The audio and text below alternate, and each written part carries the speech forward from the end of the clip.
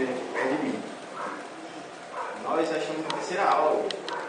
Na primeira aula a gente viu na carta de Tito, esta é a nossa aula, estudando a carta de Tito, só a introdução, né? Queríamos, mas não entramos no texto. E nós vimos que Paulo escreveu para Tito porque havia enviado Tito para a ilha de Creta, onde Paulo mesmo havia fundado muitas igrejas, sendo que ele não havia organizado essas igrejas.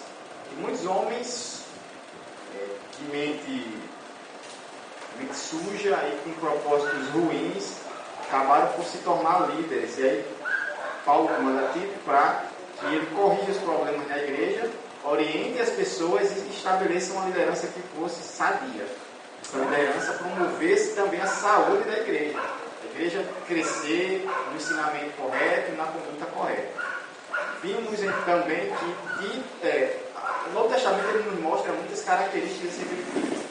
Nós não vamos repetir, mas nós vimos na primeira aula muitas coisas boas que Paulo fala acerca desse homem chamado Tito, que foi discípulo dele e, ao que tudo indica, se converteu por meio de Paulo, através da pregação de Paulo.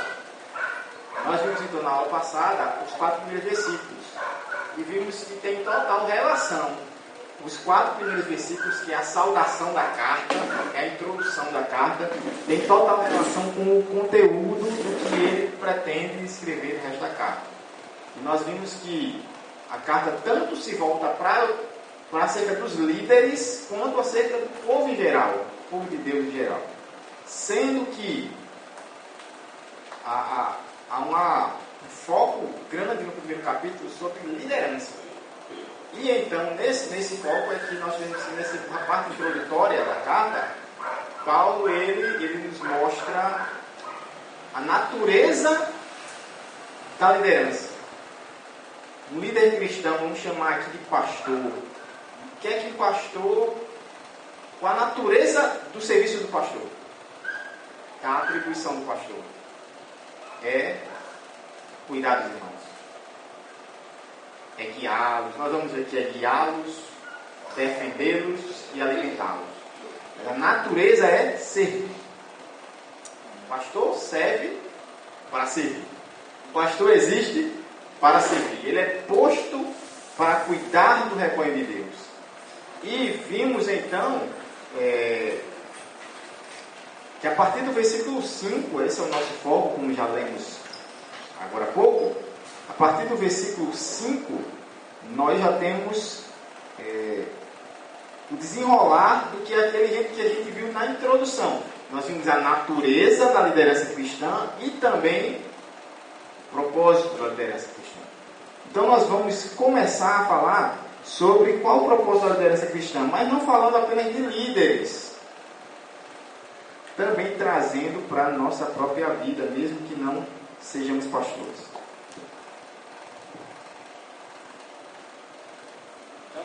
Há uma afirmação que eu coloquei, que é uma afirmação central do que ele passa a prescrever no texto que a gente vai ler, que a gente vai tentar abordar hoje, que é do versículo 5 ao versículo 9. E a afirmação é a seguinte: é necessário haver uma liderança que cuide do rebanho de Deus.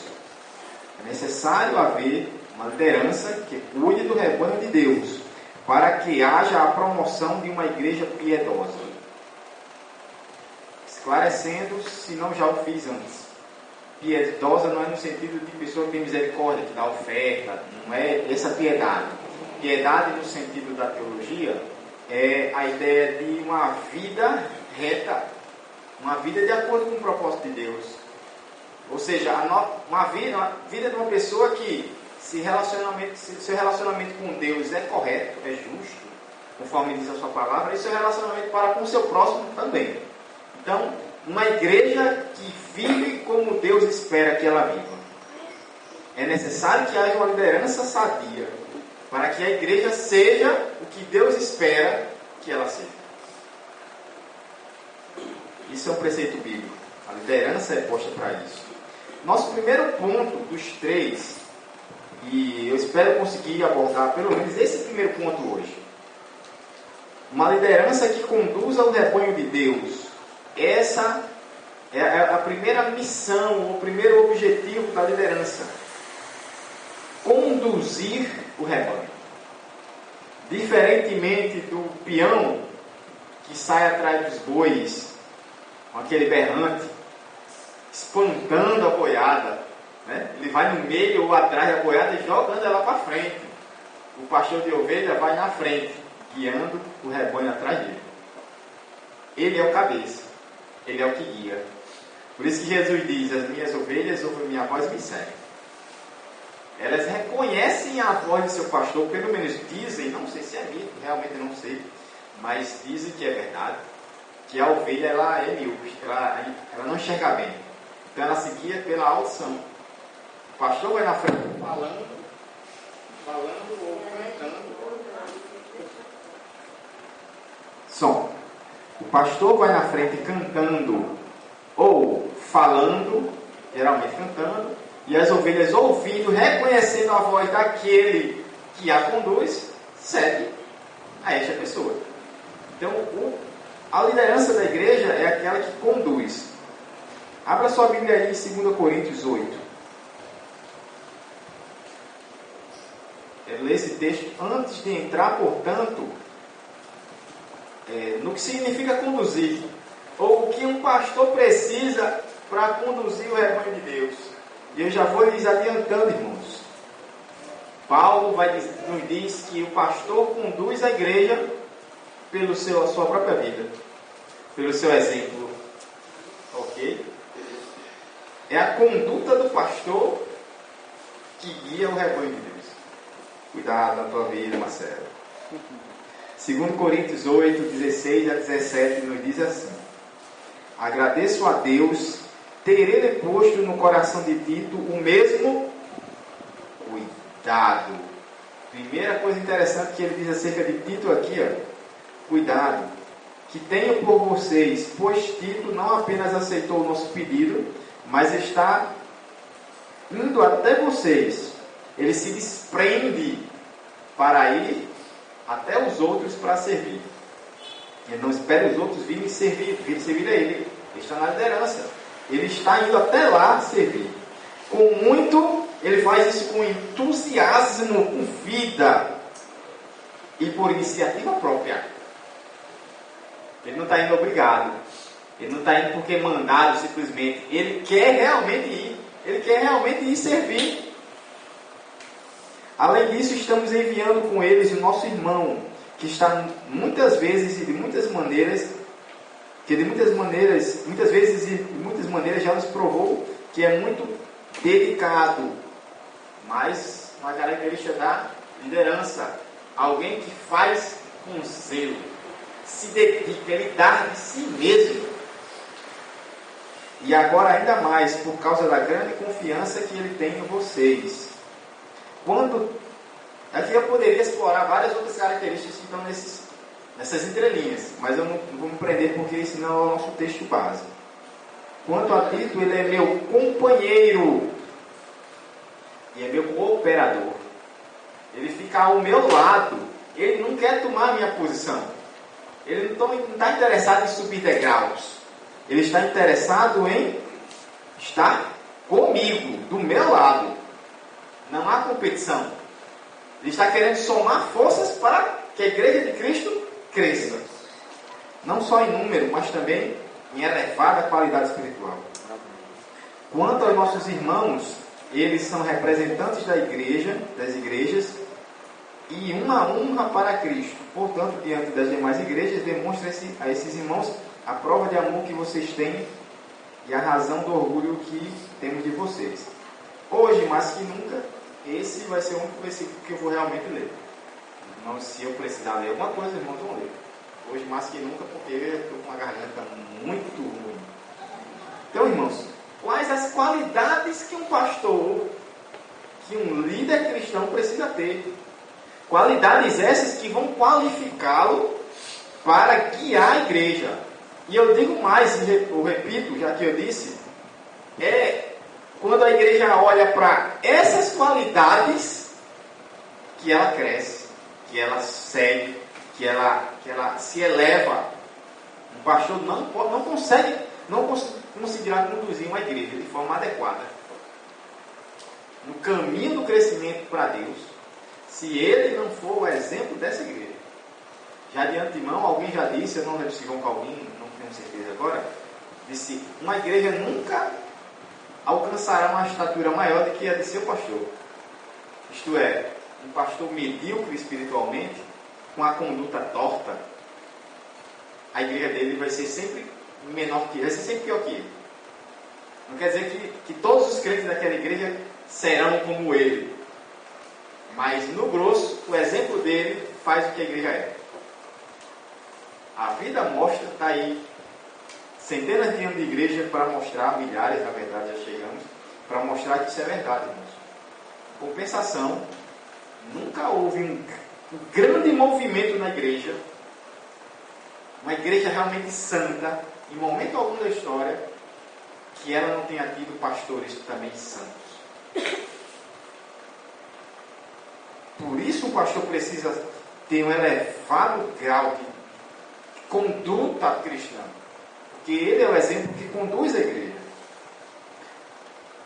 E o texto que nos vai levar para isso é quando ele diz: por ser encarregado da obra de Deus, é necessário que o bispo, o supervisor, o pastor, como nós vimos aqui, ainda acho na primeira aula, que o pastor seja irrepreensível.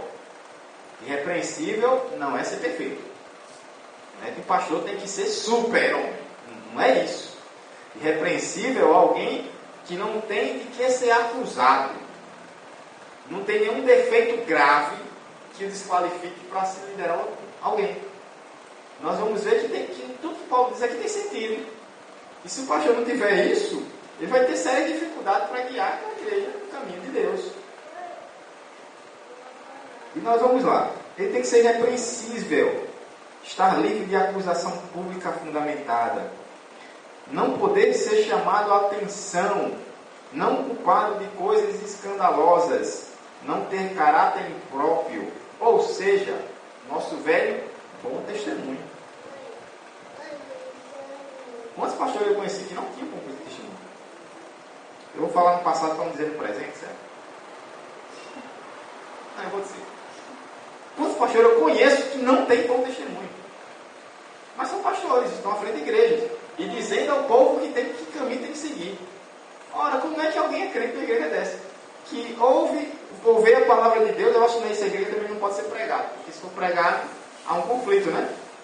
Ou seja, tudo que se pregar na Bíblia, às vezes esse pastor não é o contrário. Causa uma confusão na cabeça de um membro da igreja dessa. Então, geralmente nessas igrejas não se prega a Bíblia. Se prega alguma coisa, mas não Bíblia. Algo assim bem superficial. Essa igreja, ela está perdida. Portanto, irmãos, primeiro aspecto que nós vamos ver então no dia de hoje, nesta noite, sobre qualidades que o pastor precisa ter para conduzir a igreja de Deus, essa missão de conduzir, é controle sobre o seu orgulho, ou o que eu chamo aqui de humildade.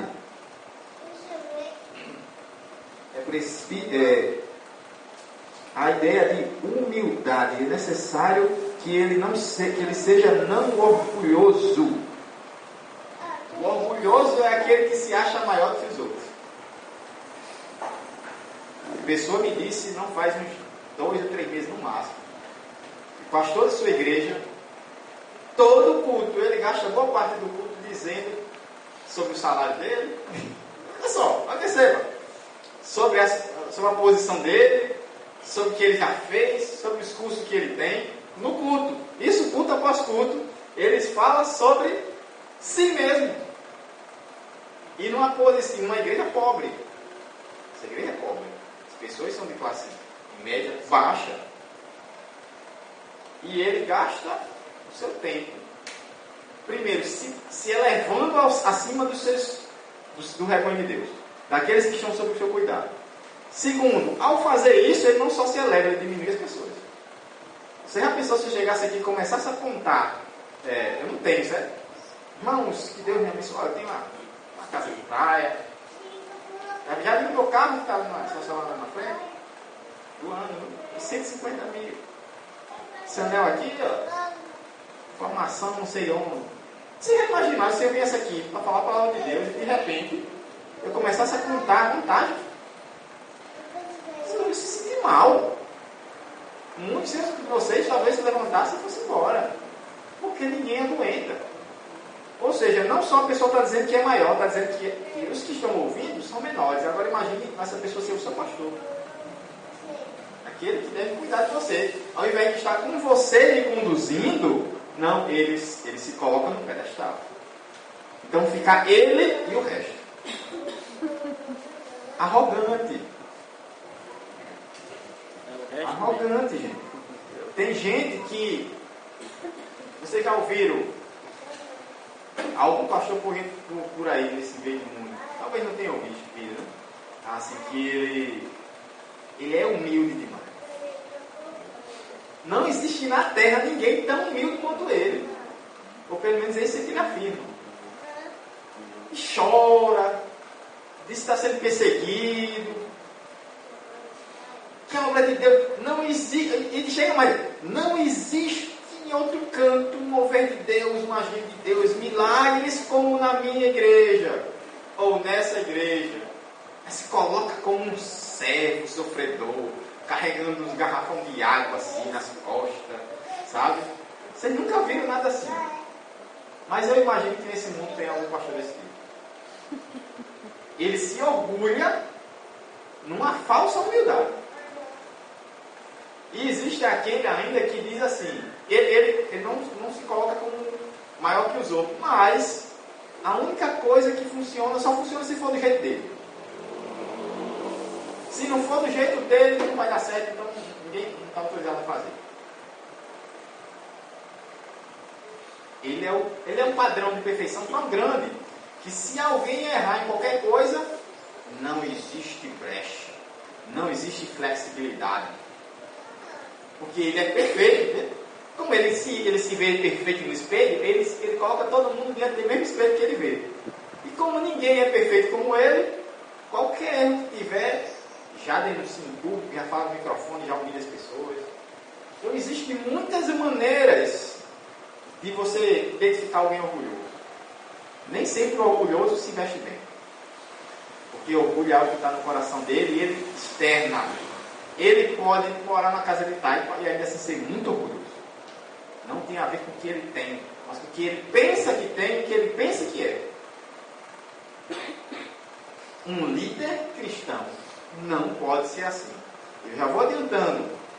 Não pense que Paulo está dizendo que o líder não pode ser. Ah, mas o resto da igreja não pode. Por que ele fala do líder? Porque líder é o padrão de medida para o rebanho. Lógico que o padrão é Cristo. Mas perceba, o pastor tem que ser igual a Cristo. Por isso que Paulo disse, quer se espelhar em alguém, se espelha em mim. Porque eu me espelho em Cristo. Eu me espelho em Cristo. Portanto, pode se espelhar em mim. Não que Paulo não tivesse defeito, mas que ele é alguém que demonstrava qualidades de Cristo em si. E mais do que as qualidades, alguém que buscava crescer nessas qualidades. Também por isso ele diz, eu não julgo que eu já cheguei na perfeição, não. Eu tenho certeza que isso não aconteceu. Mas eu vou me desapegando do que não presta, vou deixando para trás, e vou me agarrando agora para que ela brilhe cada vez mais em mim. Para que ela cresça cada vez mais em mim. Então, o pastor tem que ser alguém que o rebanho pode se espelhar. E por isso, mostrando humildade, ele demonstra a qualidade que todo cristão tem que ter. Portanto, entenda essas qualidades do pastor como as qualidades que todos nós devemos buscar. Primeiro, humildade. Os irmãos devem lembrar que podem participar a qualquer momento, certo? Fiquem muito à vontade. Qualquer dúvida, qualquer coisa a acrescentar, ou ainda se discordarem de alguma coisa que eu digo. Todos estes casos podem falar, certo? Platão, ele diz assim, ou ele disse assim, a obstinação pela qual alguém se preocupa em demasia consigo mesmo é a aliada íntima da solidão. Isto é, ninguém consegue viver perto de um arrogante. de uma pessoa que quer impor sua vontade sobre todo mundo. Esse aí está destinado, embora haja exceções, mas isso aí está destinado a viver sozinho. Quem vai seguir um cara desse? O pior é que tem gente que segue. Tem gente tão cega que segue. Meu Deus. O líder cristão precisa reconhecer seus erros e fraquezas. Ele precisa reconhecer que é falho. Isso é uma grande qualidade. O líder cristão tem que ser isso. Ele tem que saber ouvir os conselhos. Ele tem que saber receber críticas, analisar. E quando perceber que está errado, porque nem toda crítica é verdadeira, né? Nem toda crítica realmente confere. Quando ele perceber que ele está errado, se corrigir. O soberbo não é capaz de fazer isso. Por isso ele não pode liderar ninguém. Segundo, temperança, autocontrole. Ele precisa ter controle sobre seus vícios. Quando ele nos diz o problema do vinho. Eu não vou entrar na questão aqui se pode beber, se não pode beber, se pode, o que pode ou não pode. Não é meu propósito. Isso aqui já é um tema para uma outra bate-aula. Mas uma coisa é certa, um líder cristão não pode ter vícios. Vícios que eu digo aqui é coisas que lhe aprisionam. Ele não pode ser viciado em álcool. Você já imaginou um pastor alcoólatra? Ele não consegue ter domínio sobre si mesmo. Como ele pode guiar alguém? Mas a gente pensa só em álcool, né? Em jogo. Alguém viciado nas cartas. Não do tarô, mas do baralho. Apostador compulsivo. Você imaginou um cara desse? Sendo pastor? Como é que ele vai guiar as pessoas? Ele vive arrancando os cabelos, sempre endividado, sempre perrilhado, se preocupando. Ele não consegue controlar a si mesmo. Pastor no vício do sexo. Cada coisa que eu for dizer aqui, pode saber que tem uma penca. São pastores e estão presos nesses pecados. Irmãos, o líder cristão não pode ter vícios. Ele tem que ter sua mente sóbria, ele tem que ter controle sobre a sua cabeça. O viciado, seja lá no que for, ele não controla a si mesmo. A mente dele, ele está aqui já coçando, se aperreando, ele não consegue entregar para o povo dele, ele não consegue nem ouvir o seu problema para saber ter um aconselhado, porque a mente dele está focada no vício dele. Então ele precisa ter a mente limpa, livre de prisões. Mas ele tem que ter cuidado sobre a sede de poder. Ele precisa ter cuidado sobre esse desejo desenfreado do coração humano de querer controlar as pessoas. É impressionante como tem gente, porque não pode acreditar, não é só dinheiro. Tem gente que tem como grande meta da sua vida ter a satisfação de estar no controle de outras pessoas, se sentindo acima dos outros, dominando os outros. Assim, os grandes líderes na história, mas também na igreja. Hoje nós temos esse movimento louco, neoapostólico, o cara ou diz de si mesmo que ele é apóstolo, certo dia ele acorda e se autoproclama apóstolo, ou alguém, geralmente por algum valor, vai e dá o título de consagra apóstolo. Aí o outro disse que ele é acima do apóstolo, porque ele é o único no Brasil que pode consagrar outros apóstolos. Isso é um coração diabólico de uma pessoa que tem poder sobre outros, a ponto de uma certa mulher, num certo culto, segundo registra no blog, uma pessoa que disse estar presente. Eu julgo fidedigno o que ele disse, mas foi ele que disse, certo?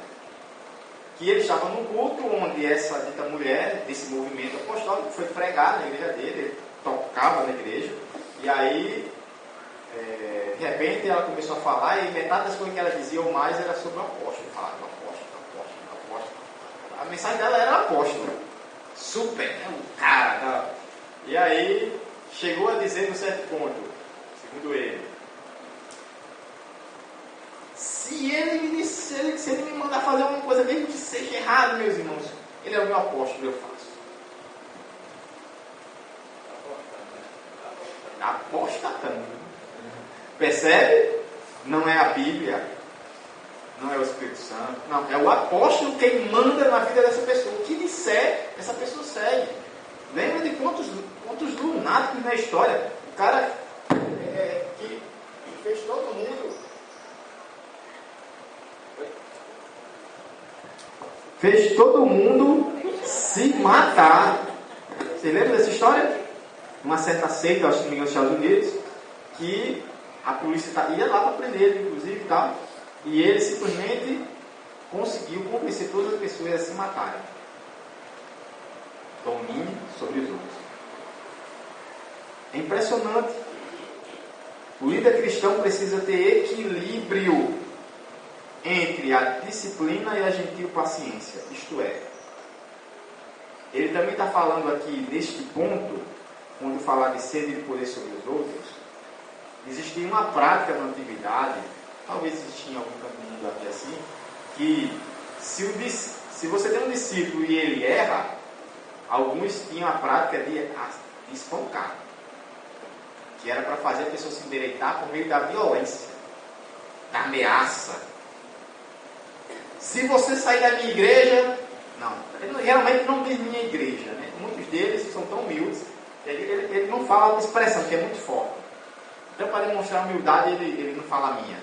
Se vocês saírem dessa igreja, vocês perderão a minha cobertura espiritual. Porque é ele que protege espiritualmente aqueles que estão lá debaixo das suas asas, né? Na sua mão, né? É ele que protege. Então, se a pessoa sair da igreja dele, está com maldição nas costas. Ameaça, sabe? Pressionando as pessoas. Pastores que pressionam outros pastores a sangrar as pessoas no bolso. Eu não estou falando só de líderes da igreja da TV, não. De muitas outras igrejas aí. De nome que parecem santas, tradicionais, tem essa prática. A igreja precisa colocar um parafuso e não tem dinheiro para comprar um parafuso, porque tem que mandar para a administração central. Isso é um absurdo. Para dar uma cesta básica para o irmão que está necessitado, para conseguir dar essa cesta básica, os irmãos têm que fazer uma cotinha. Tem que fazer a cotinha, porque senão o dinheiro que entra na igreja não é suficiente. Tem que ficar lá embora. Seja maldito. O dinheiro era para ficar na igreja mesmo, tá? No local.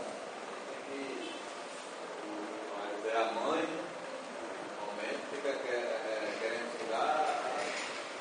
Aqui fica bancando, às vezes, pena as bandonas.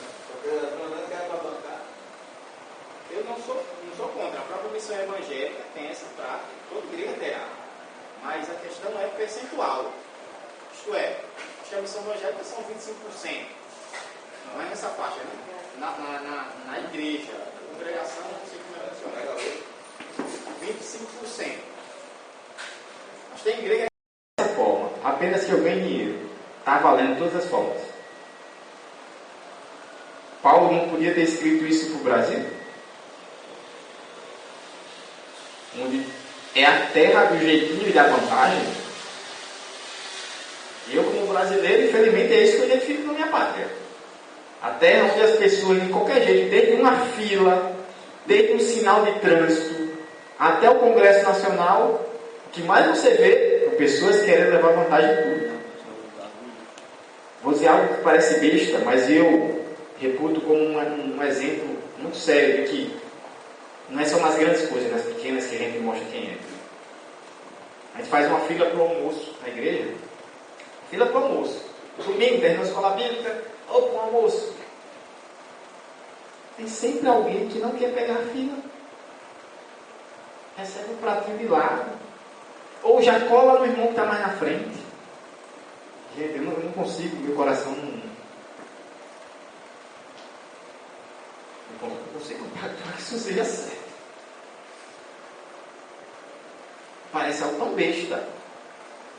Eu chamo de corrupção. Leva vantagem de tudo. Principalmente quando tem a ver com dinheiro. Não interessa como. Vocês lembram dos caras com dinheiro na cueca e orando, agradecendo a Deus pelo dinheiro roubado do povo, do hospital que não vai ter médico nem remédio, da escola que não vai ter professor nem giz, nem um banco para se sentar. E eles agradecendo a Deus. Se fosse em público, mas a loucura é tanta que eles fizeram isso entre eles. Parece que a mente já é tão cauterizada. Parece que a mente já é tão cauterizada que eles são iguais aos credentes. Eles não vê nada como desonesto, mas como algo muito normal.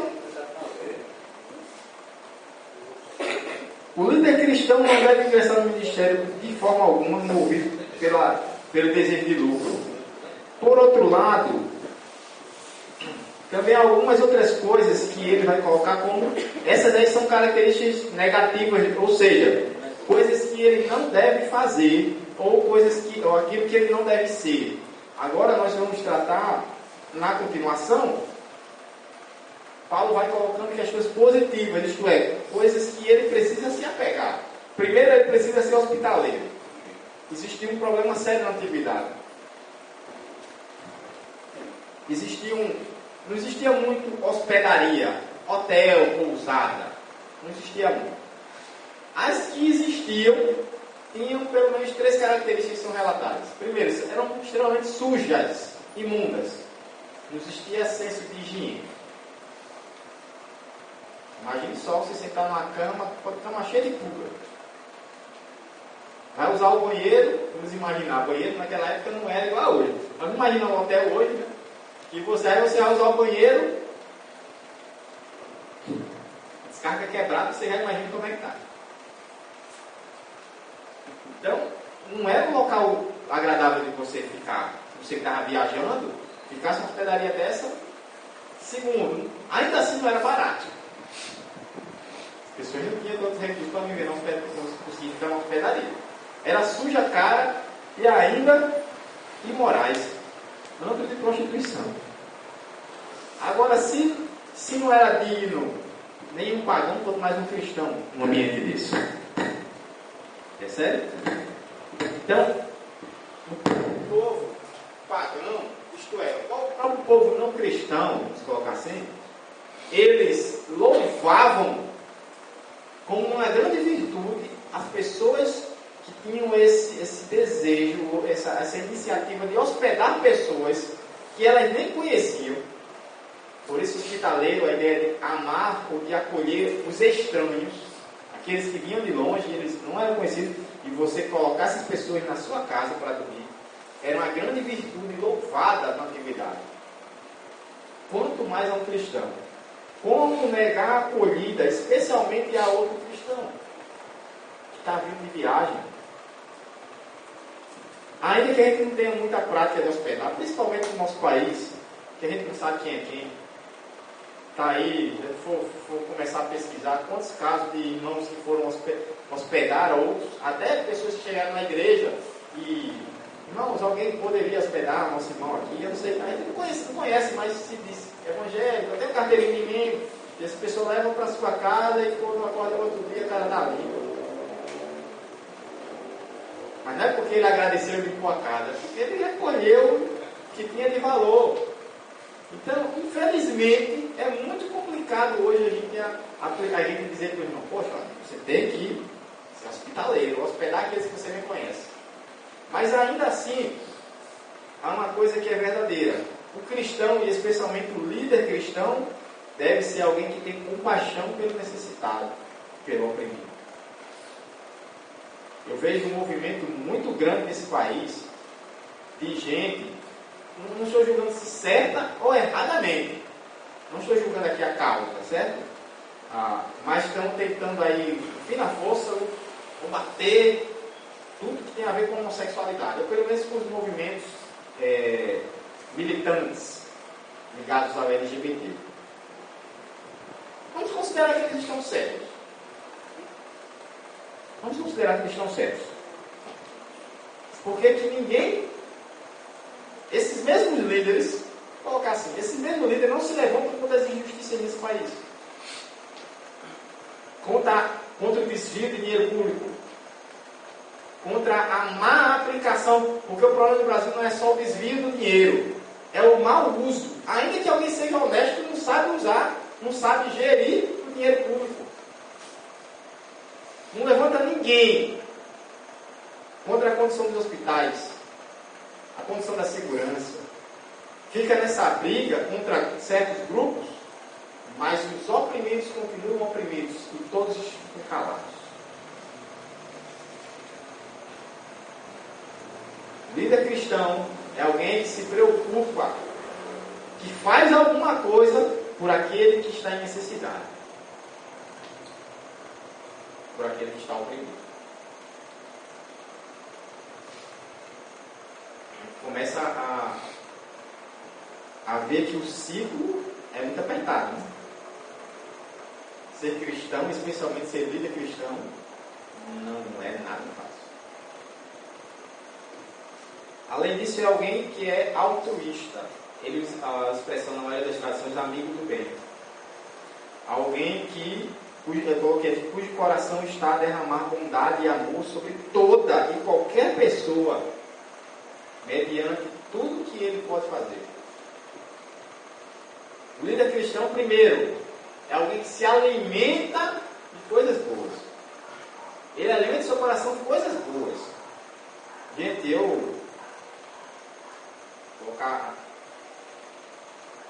certo?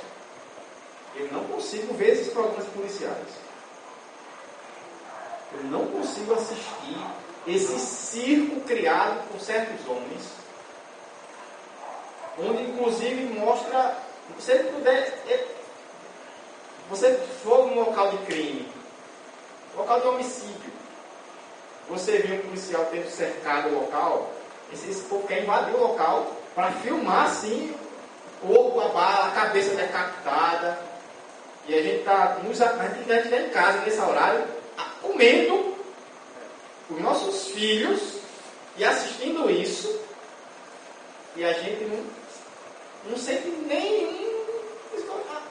não sente nada de mal, a gente não se sente mal diante de uma cena dessa. Eu acho muito estranho. Eu tenho nojo desses programas. De falar da miséria humana. De usar a violência para ganhar dinheiro. Que a audiência é dinheiro. E a gente começa a comer coisa ruim. Não é informação, a informação é importante. Mas a maneira perversa como se usa isso. Se alimenta de coisa boa. Leia alguns livros. A Bíblia e muitos outros livros. Aliás, irmão, tenha o hábito da leitura. Se não tem, comece. É muito bom. E eu estou falando só de livro evangélico. É Shakespeare. Tem algumas obras de Shakespeare que falam sobre a alma podre do ser humano. Mas tantas outras coisas belas que são elevadas como nas suas obras. É Machado de Assis.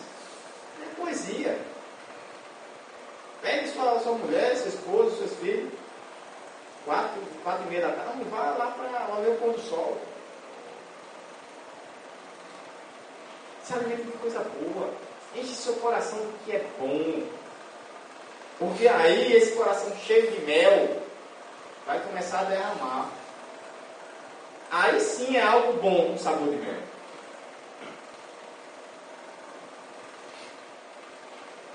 Como é que um líder cristão, primeiro, não se alimenta de coisas boas, segundo, como é que ele não despeja coisas boas para os que estão ao seu redor?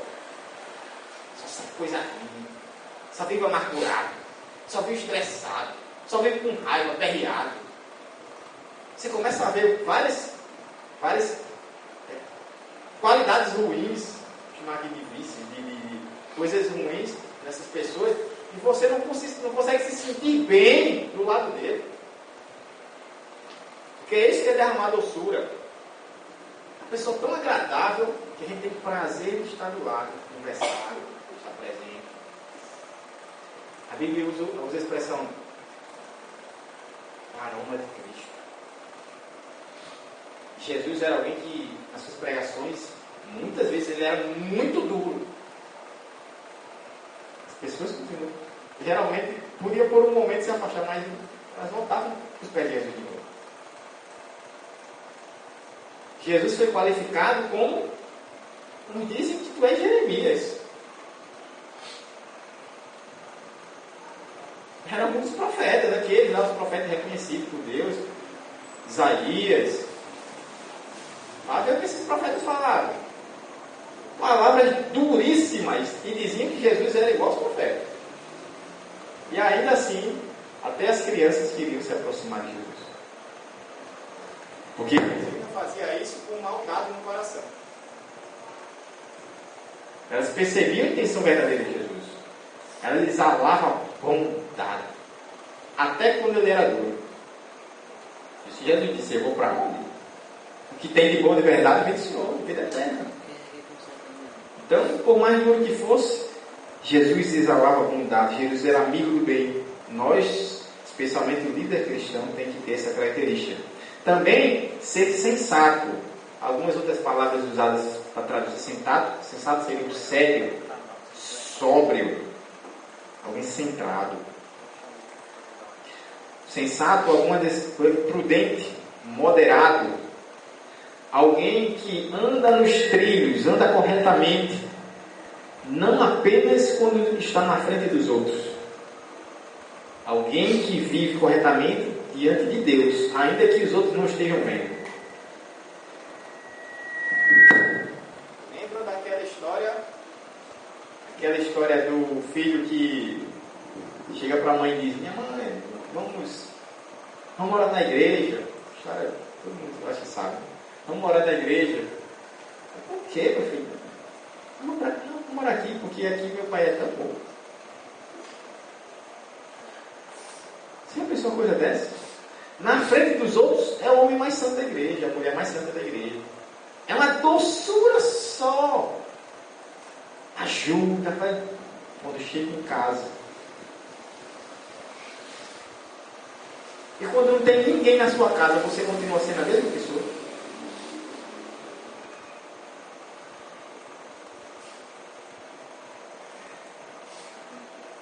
Se você acha uma carteira com dinheiro e a identificação ou endereço, eu não vou nem dizer assim, sem nada, só dinheiro.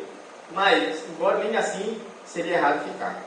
Mas vamos colocar a carteira com dinheiro, com uma identidade, ou pelo menos com um endereço ou um número de telefone. Você entra em contato, procura? Ou você olha para um lado, olha para o outro.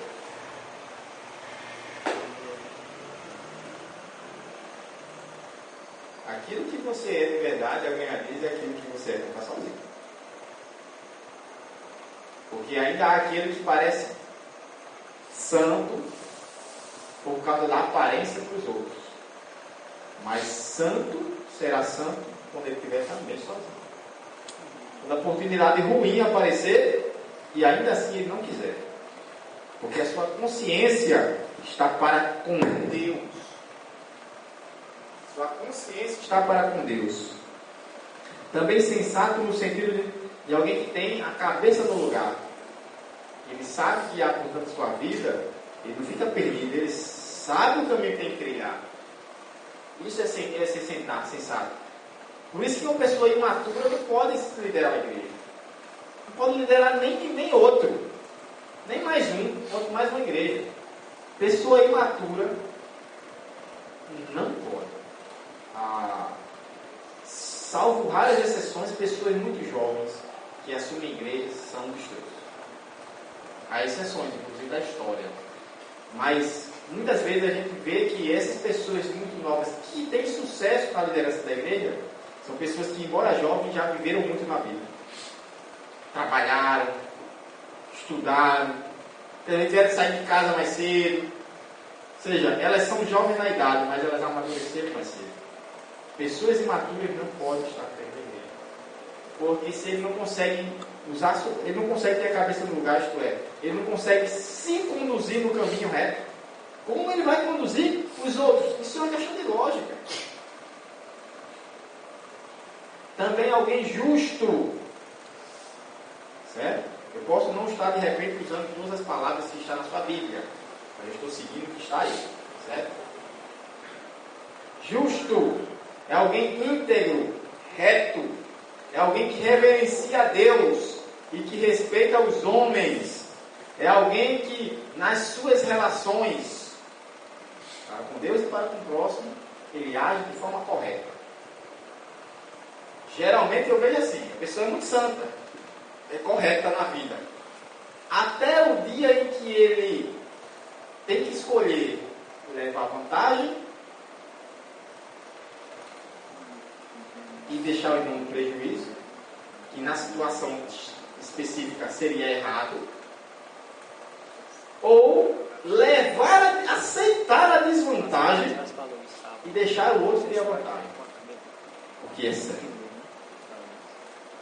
Quando você fica no encruzilhado de se dar bem nas costas do outro, ou levar o prejuízo e deixar o outro se dar bem, isso é um teste de fé imenso. Vou dar um exemplo muito simples. Você se compromete no negócio. Você deixa apalavrado, como a gente diz por aqui, né? Deixa apalavrado. Não assinou nada, né? Mas, não, tá certo. Vou lhe vender. Assim, vou lhe vender. Segunda-feira, irmão, pode vir aqui com dinheiro X, está vendido. Um dia antes do dia do irmão chegar, outro chega para oferecendo para comprar a mesma coisa. Eu vou até exagerar, não precisa nem ser tanto. O dobro do preço que o irmão ofereceu. Opa, está vendido, pode levar agora.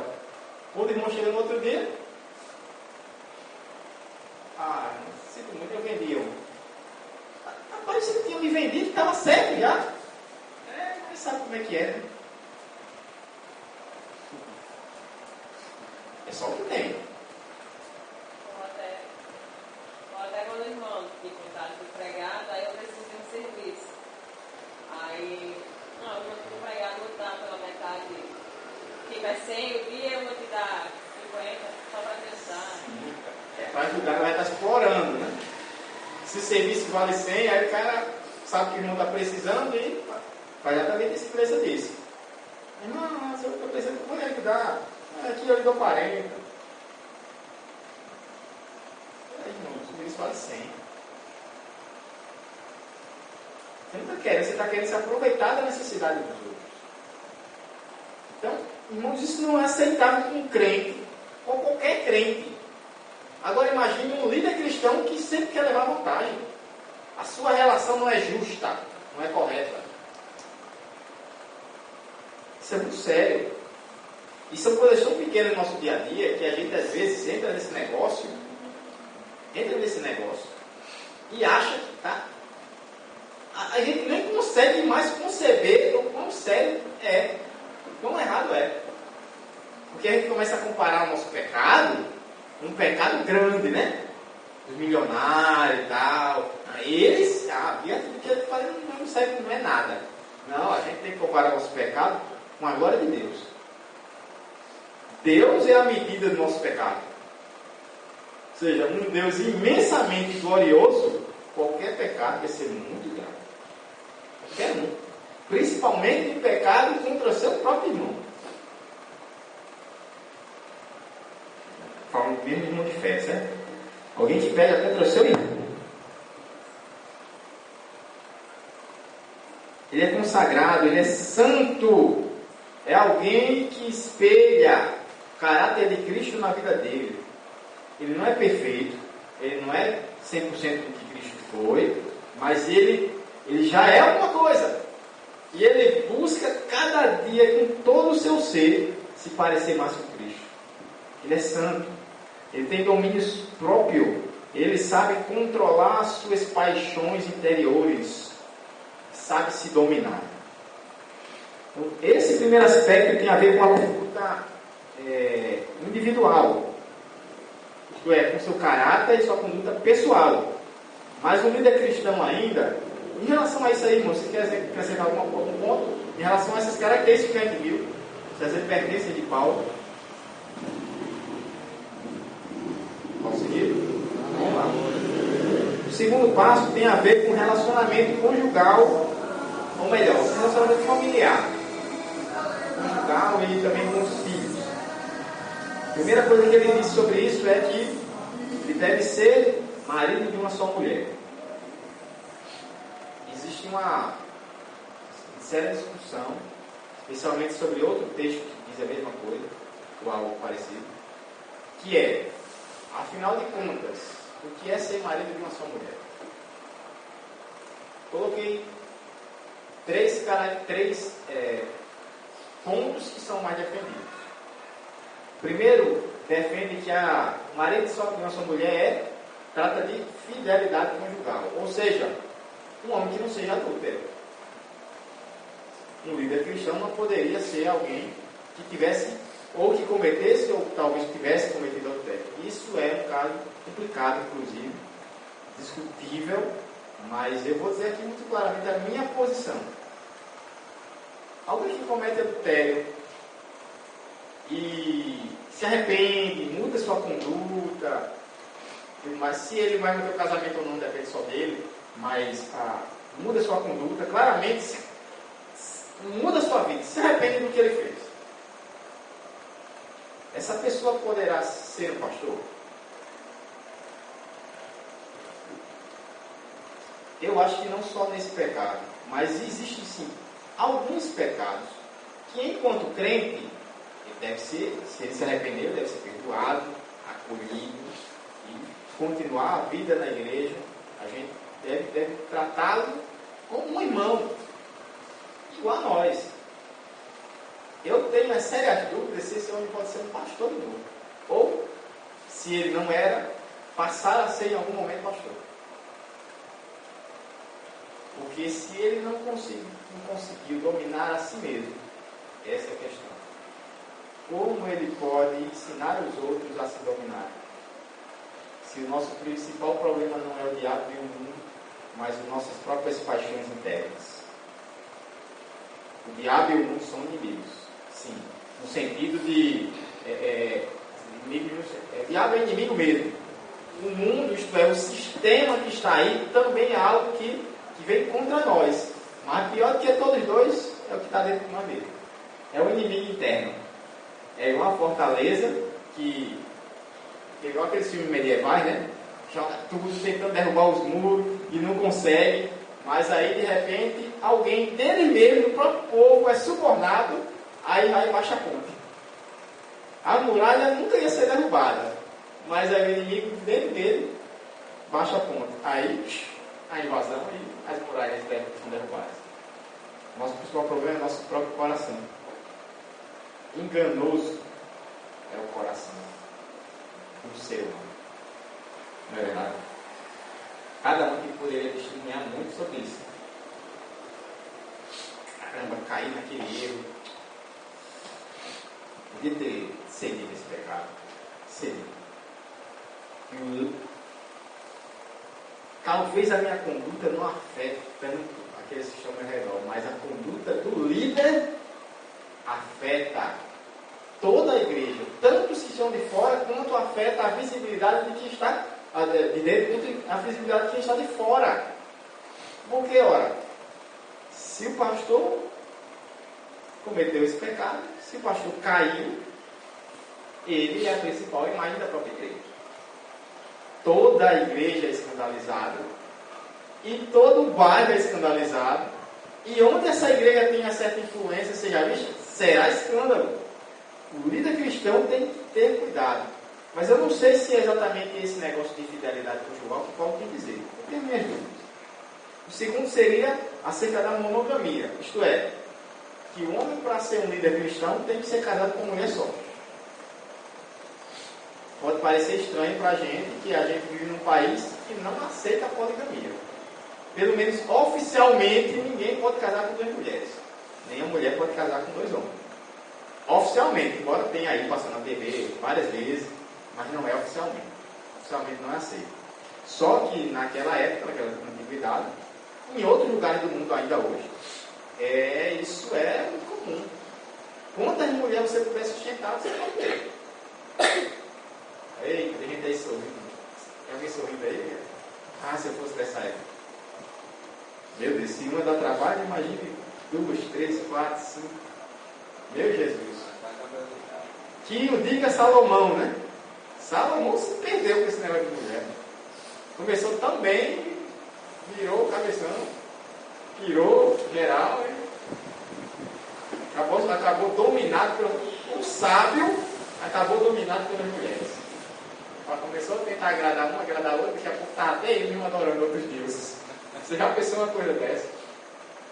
Oh, mulher, coisa boa e coisa perigosa também. Por isso que Provérbios fala tanto sobre isso. Cuidado com a mulher, cuidado com a mulher. Logo no início, Provérbios fala sobre mulheres perversas e mulheres corretas. E no finalzinho, 31, nos fala sobre o padrão da mulher. Muitos dos provérbios têm a ver com o homem. Guiar o homem pode ter juízo para saber escolher a mulher corretamente. A vida do homem pode ser destroçada, pode ser uma bênção, dependendo da mulher que está do lado dele. Monogamia, isto é, numa sociedade onde a poligamia seria aceita, na igreja, ela não era aceita. Ou pelo menos assim, a igreja certamente não aceitava que houvesse, as pessoas que estão na igreja, casassem com mais de uma mulher. Mas tinha o problema daqueles que eram convertidos, já casados com mais de uma mulher. Até onde eu sei de história, um pouquinho de história da igreja, não era exigido desse homem que repudiasse uma delas, se fosse 2, por exemplo. Não é exigido isso. Dele, não. Até porque seria perverso, né? Essa mulher não ia viver de quê? Não existia pensão, não existia ajuda do governo, não existia nada disso. Ela é para prostituição. É o único jeito dela sobreviver. Então isso seria muito pior, seria um remédio pior do que a doença. Então, não era obrigado alguém que se convertia já sendo casado com mais de uma mulher que ele se separasse. Mas um líder cristão não poderia, se essa é a interpretação, não poderia, ou alguém não poderia ser um líder cristão se ele tinha mais de uma mulher. Ou seja, alguém que se convertesse e casasse com mais de uma, não poderia ser pastor. A confusão ia ser grande, né? Eu não sei se a confusão ia ser grande. Tá aí a Bíblia para mostrar que esse negócio não dá certo. Não, uma pastora, né? Chegar com 2 maridos aí, uma filha aqui. Já pensou? Pastora com 2 maridos, amigo. Isso aí. Eu vou até pensar na internet se já não tem um caso desse. E por último, seria assim, a terceira possibilidade é que seria o caso de alguém que se divorciou e casou de novo. Alguns atribuem a isto. Ou seja, alguém que é marido de sua mulher seria alguém que não está no segundo casamento. Nós sabemos que a Bíblia ainda tem alguns, de forma genérica, ela traz algumas questões que se torna até aceitável, permissível o divórcio. Ou, o segundo casamento, vamos colocar assim. No caso de morte do cônjuge, você pode casar de novo, no segundo casamento. Mas se há indivíduo aí envolvido com o divórcio, que casos há de divórcios aceitáveis na Bíblia? Embora eu acho que tem algumas questões que talvez a Bíblia não trate, mas que a gente tem que analisar com cuidado.